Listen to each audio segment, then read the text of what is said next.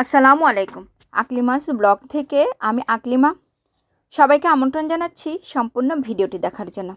হাজির হয়ে গেলাম পাকা টমেটো আর ছোটো মাছ দিয়ে মজাদার স্বাদের একটা রেসিপি নিয়ে। আশা করি পুরো ভিডিওটির সঙ্গেই থাকবেন।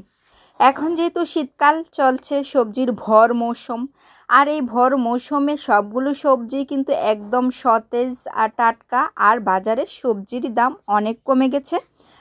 আর এই সবজিগুলো কিন্তু খেতে বেশ ভালোই লাগছে। আর হয়তো বা 15 থেকে 20 দিন আমরা এই ফ্রেশ সবজিগুলো পাবো, পরে আস্তে আস্তে আবার কিন্তু সবজি অনেকটাই কমে যাবে। যাই হোক, এখানে আমি কিছু টমেটো নিয়েছি আর টমেটোগুলোকে ছোটো ছোটো করে কেটে নিব।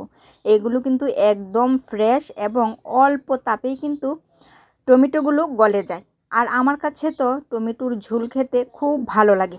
গরম ভাতের সাথে টমেটোর এই ঝোল থাকলে মানে খুব তৃপ্তি নিয়ে কিন্তু খাওয়া যায়। আমি সবগুলো টমেটোই টুকরো করে নিয়েছি আর কিছু সিদ্ধ করে রাখা আলু কেটে দিয়ে দিব এই পাকা টমেটোগুলোর মধ্যে। আর টমেটোর সাথে আলু সিদ্ধ করে দিলে কিন্তু এর স্বাদটা দ্বিগুণ বেড়ে যায়। আমি এখানে সবগুলো আলুই দিয়ে এর মধ্যে কিন্তু পরিমাণ মতো সব রকমের মশলাগুলো দিয়ে দিব। আমি এখানে দিয়ে দিব হলুদের গুঁড়া, ধনে গুঁড়া, দিয়ে দিব মরিচের গুঁড়া, পেঁয়াজ ও জিরা বাটা দিয়ে একটা প্যান বসিয়ে দিয়েছি। আর এখানে আমি তেলটা গরম করে পেঁয়াজ কুচিও ভেজে নিব। আর ফ্লেভারের জন্য দিয়ে দিব অল্প পরিমাণে মেথি দেওয়া হয়ে গেলে আমার সবজিগুলো যে মশলা দিয়ে রেখেছিলাম সেগুলো দিয়ে দিব, দিয়ে একটু ভালোভাবে কষিয়ে নিব। দিয়ে দিব অল্প পরিমাণে পানি। এই অল্প পানি দিয়ে আমি এই টমেটোগুলোকে একটু কষিয়ে নিব।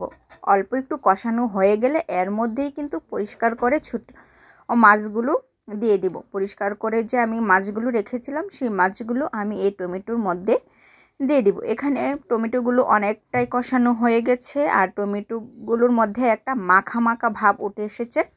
যেহেতু সিজনের এই টমেটোগুলো অল্পতেই কিন্তু গলে গেছে আর এই টমেটোটা খেতে খুব ভালোই লাগে। এখানে আমি ছোটো মাছগুলো দিয়ে দিচ্ছি। আর ছোটো মাছ দিয়ে তো আমার কাছে এই টমেটোর ঝোলটা খুব ভালো লাগে। আর মাছগুলোও কিন্তু একদম ফ্রেশ ছিল।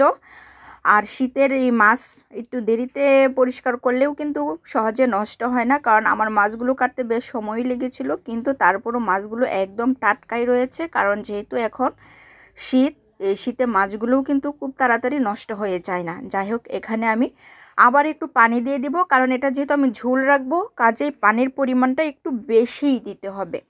আর এখানে আমি কয়েকটা কাঁচা লঙ্কা দিয়ে দিয়েছি, দিয়ে আমি এখানে বলক উঠিয়ে নিব। বেশ কয়েকবার বলক ওঠানোর পর আমি এই তরকারিটা নামিয়ে নিব। এখানে কিন্তু বলকটা উঠেই এসেছে, তারপরও আমি আরও বেশ কয়েকবার বলক উঠিয়ে নিব। এভাবেই কিন্তু আমি রান্না করে নিব পাকা টমেটোর ঝোলটা। আর এই ঝোলটা তো গরম ভাতের সাথে খেতে খুব বেশি ভালো লাগে। আলহামদুলিল্লাহ, অনেক বেশি মজা হয়েছিল এই পাকা টমেটো ছোটো মাছ দিয়ে ঝোলটা। আজ এই পর্যন্তই। সবাই ভালো থাকবেন, সুস্থ থাকবেন। আল্লাহ হাফেজ।